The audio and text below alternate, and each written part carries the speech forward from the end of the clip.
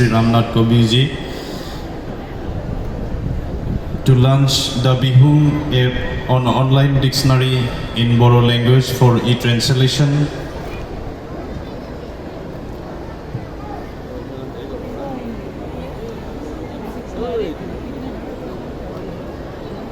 Boyko akai khobnane.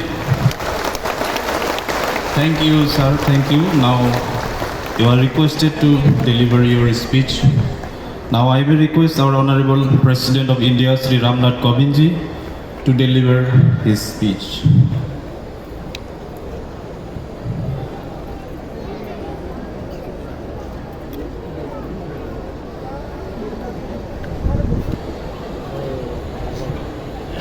Bodo साहित्य सभा के 61वें वार्षिक सम्मेलन में प्रमुख रूप से उपस्थित असम के राज्यपाल प्रोफेसर जगदीश मुखी जी, असम के मुख्यमंत्री डॉक्टर हिमंत बिश्व शर्मा जी,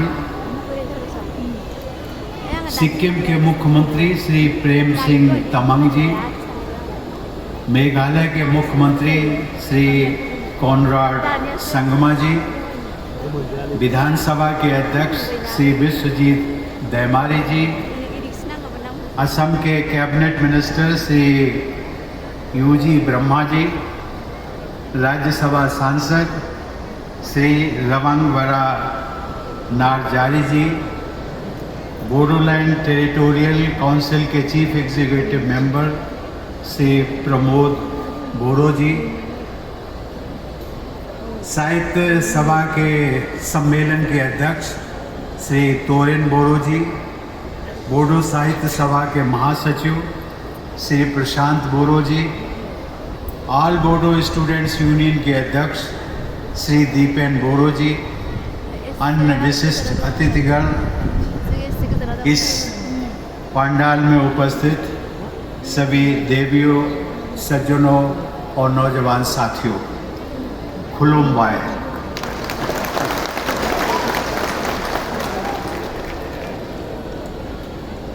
बोडो भाषा साहित्य तथा संस्कृति के गौरव को बढ़ाने के लिए मैं आप सबकी सराहना करना चाहता हूँ। मुझे इस समारोह में शामिल होकर के बहुत प्रसन्नता हो रही है। इस सम्मेलन के सभी आयोजकों को मैं हार्दिक बधाई देता हूँ।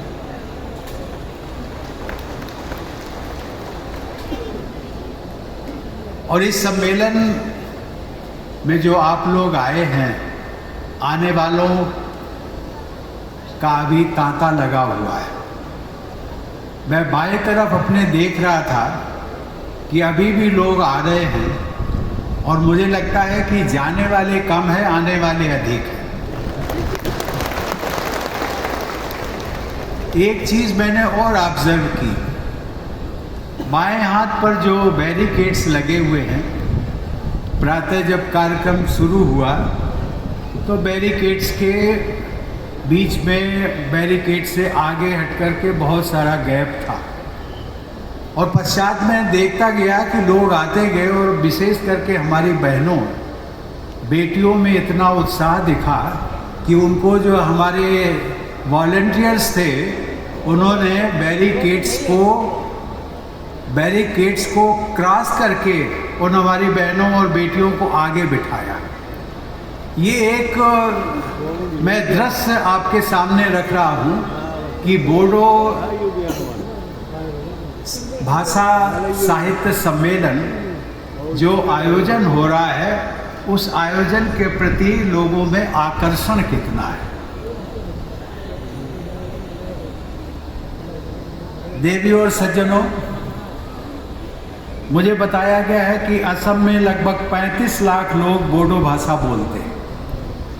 असम के अलावा बोडो भाषा बोलने वाले लोग पश्चिम बंगाल, मेघालय, अरुणाचल प्रदेश, सिक्किम, नागालैंड और त्रिपुरा और यहाँ तक कि बांग्लादेश और नेपाल में भी निवास करते हैं। अब ये साहित्य और भाषा हमेशा लोगों को जोड़ती है, लोगों के दिलों को जोड़ती है। और वो ऐसी कौन सी बातें हैं भाषा में होती हैं जो अपनापन होता है, और वो अपनापन आज न जाने हमारे समकक्ष जो प्रदेश जिनका मैंने नाम लिया, पश्चिम बंगाल, मेघालय, अरुणाचल, सिक्किम, नागालैंड, त्रिपुरा, और विदेशों से बांग्लादेश और नेपाल से भी यहाँ पर कुछ प्रतिनिधिगण आए हैं। ये कितना आकर्षण है, जो कि भाषा, बोडो भाषा विदेशों से भी लोगों को यहाँ पर खींच लाई। और इसलिए मैं साहित्य सभा के आयोजनों को मैं बार बार सराहना करता हूँ और उनको बधाई देता हूँ।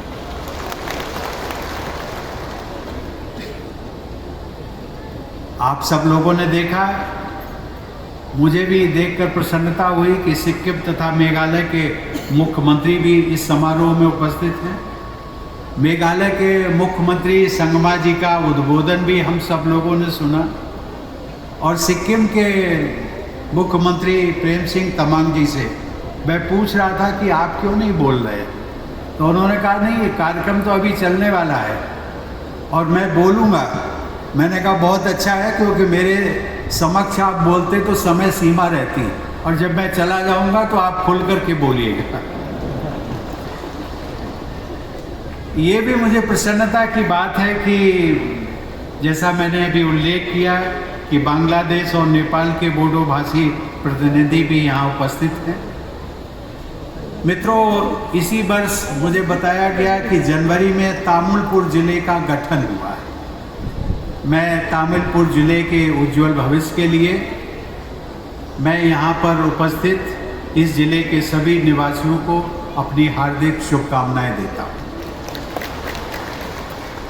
केंद्र सरकार और पूर्वोत्तर के राज्यों की सरकारों के मिले जुले प्रयासों से इस क्षेत्र में सौहार्द और शांति का वातावरण और भी मजबूत होता जा रहा है। इस परिवर्तन के लिए मैं केंद्र सरकार, राज्य सरकार तथा बोडो क्षेत्र के सभी भाइयों और बहनों को बधाई देता हूँ। इस बदलाव में विकास कार्यों की महत्वपूर्ण भूमिका है।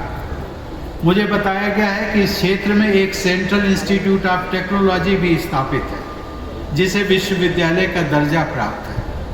कोकराझार में स्थित बोडोलैंड यूनिवर्सिटी, जिसके चांसलर राज्यपाल महोदय स्वयं हैं, तथा अनेक महाविद्यालयों और पॉलिटेक्निक्स में विद्यार्थीगण उच्च शिक्षा प्राप्त कर रहे हैं और अपने उज्जवल भविष्य की राह बना रहे हैं। इसके अलावा अनेक उच्च शिक्षण संस्थानों की भी स्थापना को मंजूरी दी गई है। यह प्रसन्नता की बात है कि इस सभा स्थल के क्षेत्र में एक मेडिकल कॉलेज भी स्थापित किया जाएगा।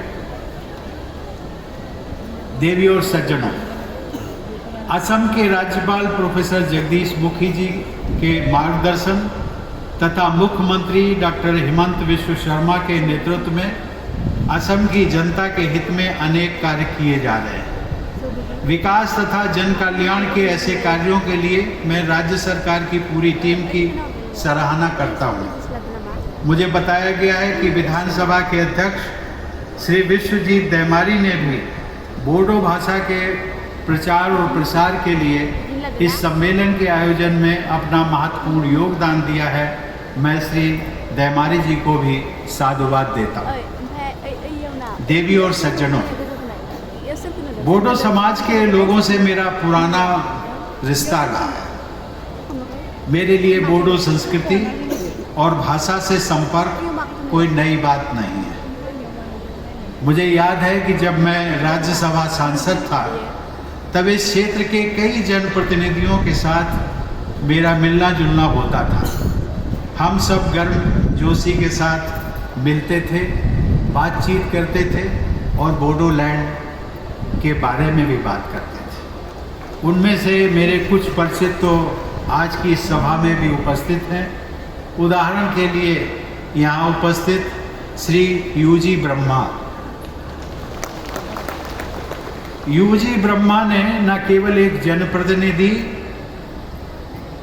और राज्यसभा सदस्य के रूप में, बल्कि असम सरकार में मंत्री के रूप में भी अपनी पहचान बनाई है। बल्कि वे साहित्य अकादमी पुरस्कार से भी सम्मानित किए जा चुके हैं। इसके अतिरिक्त लोकसभा में इस क्षेत्र का प्रतिनिधित्व करने वाले तत्कालीन उस समय एक सांसद हुआ करते थे श्री एस.के. बासुमतारी। उनका भी मैं नाम आज लेना चाहूँगा। वो मेरे अच्छे मित्र थे और उनकी विशेषता ये थी कि जब हम लोग उनको नमस्ते कहते थे तो वो नमस्ते का उत्तर हमेशा जय बोडोलैंड बोल कर दिया करते थे। देवी और सज्जनों, मुख्यमंत्री जी ने अभी कहा कि सामान्यतया राष्ट्रपति किसी राज्य में 3 महीने के अंतराल में नहीं आते। ये बात सच है। ऐसा नहीं है कि राष्ट्रपति को आना किसी राज्य में अच्छा नहीं लगता है, लेकिन कुछ मर्यादाएं भी होती हैं और उन मर्यादाओं के कारण संभवतः आना संभव नहीं हो पाता है। लेकिन मैं मुख्यमंत्री जी, आपका, असम के लोगों का, उनमें बोडोलैंड के भी टेरिटोरियल काउंसिल के लोगों का जो मुझे प्यार और सम्मान बीच बीच में मिलता रहता है, वो मुझे बार बार खींच भी लाता है और इसीलिए मैं 3 महीने के अंतराल में दोबारा फिर आ गया। मित्रों, मेरा ध्यान इस बात पर भी गया कि मई का महीना बोडो भाई बहनों के लिए अत्यंत महत्वपूर्ण होता है। हर साल 1 मई को आप सब बोडोफा उपेंद्र नाथ ब्रह्मा जी की पुण्यतिथि मनाते हैं, जो आज से 3 दिन पहले ही थी। बोडोफा ने जियो और जीने दो का जो महान संदेश था उसको प्रसारित किया था। बोडो आत्मगौरव के प्रति सचेत रहते हुए सभी समुदायों के साथ सद्भाव बनाए रखने का बोडोफा का संदेश हम सभी के लिए एक मंत्र जैसा है। मैं उनके संदेश को उन्हीं के शब्दों में ठीक ठाक तो नहीं कह सकता, लेकिन उनके संदेश को बोडो भाषा में दोहराने का प्रयास जरूर करूँगा। उन्होंने कहा था, थान आरो थाना नहीं थानो हा। देवी और सज्जनों, शिक्षा के माध्यम के रूप में बोडो भाषा को मान्यता देने का उत्सव वर्ष 1963 से प्रतिवर्ष 18 मई को मनाया जाता है। आज से लगभग 15 दिन बाद आप सब वह उत्सव भी मनाएंगे। उस महत्वपूर्ण उत्सव की मैं आप सबको अग्रिम बधाई भी देता हूँ। देवी और सज्जनों, बोडो भाषा साहित्य तथा संस्कृति के उत्थान हेतु लगभग 70 वर्षों से अमूल्य योगदान देने के लिए बोडो साहित्य सभा का प्रयास उल्लेखनीय है। सभा के संस्थापक अध्यक्ष स्वर्गीय जयभद्र आगजेल तथा महासचिव सोनाराम थाउसेन ने बोडो भाषा के महत्व और मान्यता में वृद्धि करने के लिए सराहनीय प्रयास किए थे। स्कूली शिक्षा के माध्यम के रूप में बोडो भाषा के प्रयोग को स्वीकृति दिलाने तथा उच्च शिक्षा में बोडो भाषा को स्थान दिलाने जैसे प्रयासों में बोडो साहित्य सभा ने अग्रणी भूमिका निभाई। आप लोगों के प्रयास के फलस्वरूप बोडो भाषा को असम राज्य की एसोसिएट ऑफिशियल लैंग्वेज का दर्जा भी प्राप्त हुआ है। बोडो भाषा और साहित्य को आगे बढ़ाने वाले महानुभावों का इतिहास बहुत प्रेरणादायक है। 20वीं सदी के आरंभ में बोडो पुनर्जागरण के जनक गुरुदेव श्री कालीचरण ब्रह्मा ने समाज में व्याप्त कुरीतियों को दूर करने के प्रयासों के साथ साथ आधुनिक शिक्षा व सांस्कृतिक चेतना का भी प्रसार किया था। श्री रूपनाथ ब्रह्मा ने बोडो पुनर्जागरण की धारा को आगे बढ़ाते हुए बोडो भाषा और साहित्य को समृद्ध किया। बोडो भाषा और साहित्य के विकास में बीबर नामक पत्रिका का भी बहुत महत्वपूर्ण योगदान माना जाता है, जिसका प्रकाशन आज से लगभग 100 वर्ष पहले सन 1924 में शुरू हुआ था। उसके संपादक श्री सतीश चंद्र बासुमतारी ने उस पत्रिका के माध्यम से बोडो समाज, भाषा और साहित्य में एक नई जागृति उत्पन्न की थी। देवी और सज्जनों, श्री मदाराम ब्रह्मा ने बोडो नाटक और कविता के साथ साथ शिक्षा और समाज सुधार के क्षेत्र में अपनी छाप छोड़ी थी। पद्मश्री का सम्मान प्राप्त करने वाले बोडो समुदाय के प्रथम व्यक्ति के रूप में उनका विशेष स्थान है। साहित्य अकादमी पुरस्कार से सम्मानित श्री ब्रजेंद्र कुमार ब्रह्मा बोडो साहित्य सभा के अध्यक्ष भी रहे। प्रखर सामाजिक चेतना से युक्त साहित्य की रचना करने वाले तथा बोडो साहित्य सभा के पूर्व अध्यक्ष डॉक्टर कामेश्वर ब्रह्मा को सन 2016 में पद्मश्री से सम्मानित किया गया था। सन 2005 में साहित्य अकादमी पुरस्कार से सम्मानित डॉक्टर मंगल सिंह हाजोवरी को वर्ष 2021 के लिए पद्मश्री से अलंकृत करने का सुअवसर मुझे भी प्राप्त हुआ था। इस संदर्भ में मैं ये भी कहना चाहूँगा कि मंगल सिंह हाजोवरी और नीलकमल ब्रह्मा जैसे अनेक बोडो रचनाकारों ने पर्यावरण को बचाने की चिंता से प्रेरित रचनाएं की हैं। मानवता के समक्ष उपस्थित ऐसी गंभीर चुनौती के विषय पर लेखन करना बोडो साहित्य की प्रासंगिकता का प्रभावशाली उदाहरण है। बोडो साहित्य को अनेक रचनाकारों ने समृद्ध किया है, जिनमें से समय के अभाव के कारण कुछ नामों का ही मैंने उल्लेख किया है। देवियों और सज्जनों, बोडो और असमिया भाषाओं और संस्कृतियों के बीच सौहार्द के उदाहरण के रूप में मैं श्री सीतानाथ ब्रह्मा चौधरी का भी उल्लेख करना चाहूँगा। वे बोडो और असमिया दोनों ही भाषाओं में उत्कृष्ट लेखन करते थे। वे असम साहित्य सभा के अध्यक्ष चुने गए।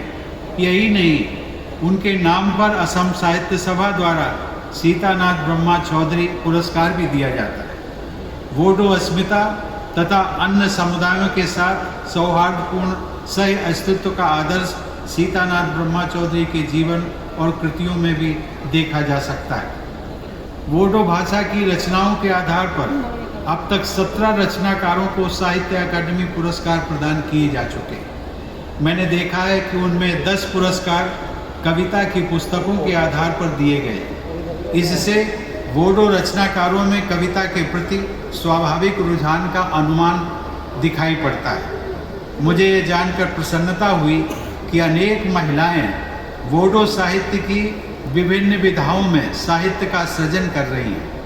लेकिन यह भी देखने में आया है कि मौलिक रचनाओं के लिए साहित्य अकादमी पुरस्कार प्राप्त करने वाले वरिष्ठ रचनाकारों में केवल 2 महिलाओं का ही नाम है।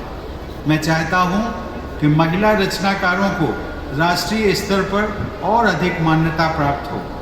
मैं चाहूँगा कि बोडो साहित्य सभा द्वारा महिला रचनाकारों को प्रोत्साहित करने के लिए विशेष प्रयास किए जाए। देवियों और सज्जनों, किसी भी साहित्य को जीवंत और प्रासंगिक बनाए रखने के लिए युवा पीढ़ी की भागीदारी अत्यंत महत्वपूर्ण होती है। अतः बोडो साहित्य सभा द्वारा युवा रचनाकारों को भी विशेष प्रोत्साहन दिया जाना चाहिए।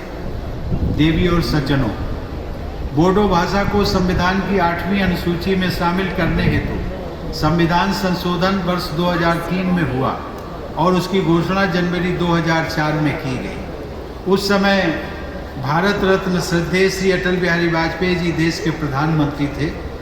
कवि हृदय वाजपेयी जी के व्यक्तित्व में भाषा, साहित्य और संवेदना के प्रति अनुराग झलकता था। आज के इस महत्वपूर्ण अवसर के समारोह के अवसर पर मैं उनकी स्मृति को भी नमन करता हूँ। बोडो साहित्य सभा के उद्देश्यों और लक्ष्यों में मातृभाषा के जरिए शिक्षा प्रदान करने पर भी जोर दिया गया है। आपकी सभा का ये उद्देश्य राष्ट्रीय शिक्षा नीति 2020 में ये निहित मूलभूत सिद्धांतों के अनुरूप भी है। इस शिक्षा नीति में भी मातृभाषा को शिक्षा के माध्यम के रूप में अपनाए जाने की सिफारिश की गई है।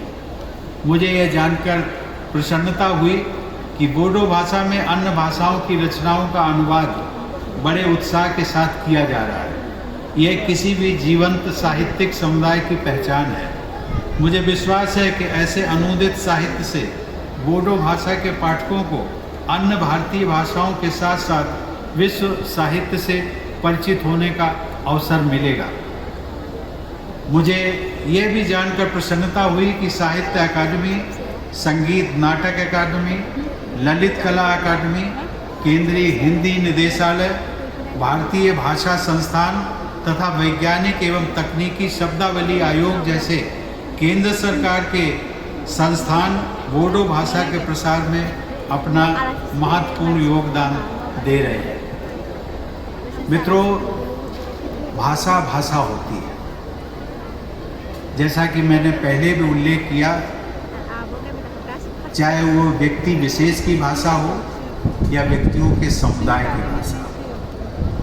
भाषा, स्थानीय भाषा, उस भाषा को प्रोटेक्शन, संरक्षण देना, उसका प्रचार और प्रसार करना, ये समाज की भी जिम्मेदारी है और सरकारों की भी जिम्मेदारी है। और मैं चाहूँगा मुख्यमंत्री जी, बोडो भाषा के प्रचार और प्रसार के लिए जितना भी प्रयास हो वो आपकी सरकार करे, मैं ऐसी अपेक्षा भी करता हूँ।